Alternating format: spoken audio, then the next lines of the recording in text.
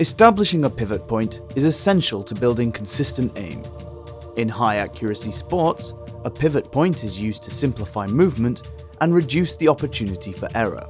Limiting movement to one pivot makes it much harder to perform a movement incorrectly. For mouse aiming, the pivot point will be a point between your wrist and elbow that maintains continuous contact with your desk. When aiming side to side, you rotate around this point. It provides a consistent neutral position that you can easily reset back to. You can choose a pivot point anywhere between your wrist and your elbow.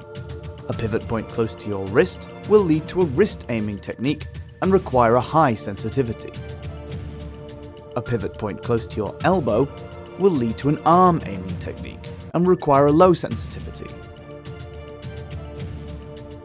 We recommend a pivot about halfway between your wrist and elbow, which will lead to arm aiming for larger movements and wrist aiming for smaller ones.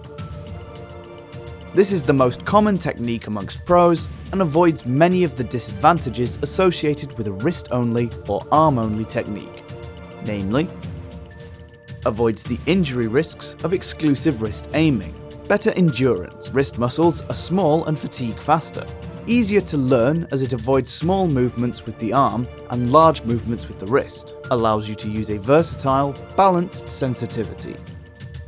Feel free to use whatever pivot you prefer. The most important thing is to choose one and stick with it. Consistency is key.